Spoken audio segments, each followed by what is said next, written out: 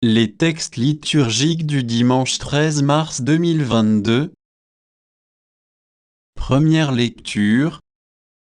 Le Seigneur conclut une alliance avec Abraham, le croyant.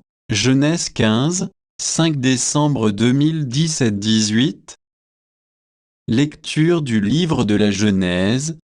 En ces jours-là, le Seigneur parlait à Abraham dans une vision. Il le fit sortir et lui dit, « Regarde le ciel, et compte les étoiles, si tu le peux. » Et il déclara, « Telle sera ta descendance. » Abraham eut foi dans le Seigneur et le Seigneur estima qu'il était juste. Puis il dit, « Je suis le Seigneur, qui t'ai fait sortir d'Ur en Chaldée pour te donner ce pays en héritage. » Abraham répondit, « Seigneur mon Dieu, comment vais-je savoir que je l'ai en héritage ?» Le Seigneur lui dit, « Prends-moi une génisse de 3 ans, une chèvre de 3 ans, un bélier de 3 ans, une tourterelle et une jeune colombe. » Abraham prit tous ces animaux, les partagea en deux, et plaça chaque moitié en face de l'autre. Mais il ne partagea pas les oiseaux. Comme les rapaces descendaient sur les cadavres, Abraham les chassa. Au coucher du soleil, un sommeil mystérieux tomba sur Abraham. Une sombre et profonde frayeur tomba sur lui. Après le coucher du soleil, il y eut des ténèbres épaisses. Alors un brasier fumant et une torche enflammée passèrent entre les morceaux d'animaux. Ce jour-là, le Seigneur conclut une alliance avec Abraham en ces termes. « À ta descendance je donne le pays que voici, depuis le torrent d'Égypte jusqu'au grand fleuve, l'Euphrate. » Parole du Seigneur. Psaume. Psaume 26, 27, 1, 7 à 8, 9 à 13 à 14. Le Seigneur est ma lumière et mon salut, de qui aurais-je crainte? Le Seigneur est le rempart de ma vie, devant qui tremblerai-je? Écoute, Seigneur, je t'appelle pitié, réponds-moi. Mon cœur m'a redit ta parole, cherchez ma face. C'est ta face, Seigneur, que je cherche, ne me cache pas ta face. N'écarte pas ton serviteur avec colère, tu restes mon secours.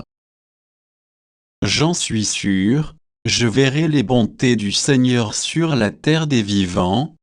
Espère le Seigneur, sois fort et prends courage, espère le Seigneur. Deuxième lecture. Le Christ transformera nos pauvres corps à l'image de son corps glorieux. Philippiens 3, 17-4, 1. Lecture de la lettre de saint Paul apôtre aux Philippiens. Frères, ensemble imitez-moi, et regardez bien ceux qui se conduisent selon l'exemple que nous vous donnons. Car je vous l'ai souvent dit, et maintenant je le redis en pleurant, beaucoup de gens se conduisent en ennemis de la croix du Christ. Ils vont à leur perte. Leur Dieu, c'est leur ventre, et ils mettent leur gloire dans ce qui fait leur honte, ils ne pensent qu'aux choses de la terre. Mais nous avons notre citoyenneté dans les cieux, d'où nous attendons comme sauveur le Seigneur Jésus-Christ, lui qui transformera nos pauvres corps à l'image de son corps glorieux, avec la puissance active qui le rend même capable de tout mettre sous son pouvoir. Ainsi, mes frères bien-aimés pour qui j'ai tant d'affection, vous, ma joie et ma couronne, tenez bon dans le Seigneur, mes bien-aimés. Parole du Seigneur. Évangile. Pendant qu'il priait, l'aspect de son visage devint autre. Luc 9, 28b-36.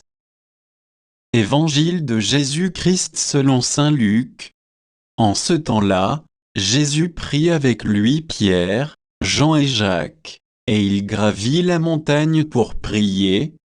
Pendant qu'il priait, l'aspect de son visage devint autre, et son vêtement devint d'une blancheur éblouissante. Voici que deux hommes s'entretenaient avec lui, c'étaient Moïse et Élie, apparus dans la gloire. Ils parlaient de son départ qui allait s'accomplir à Jérusalem.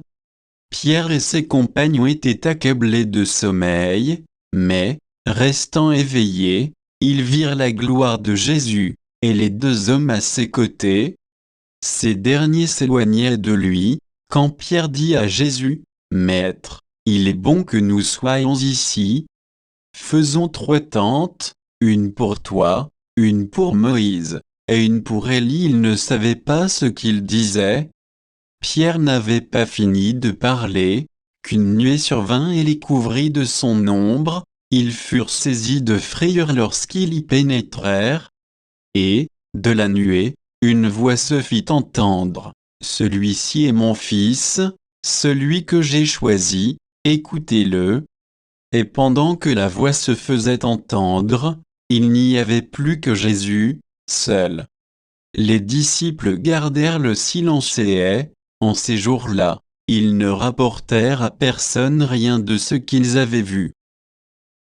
Acclamons la parole de Dieu.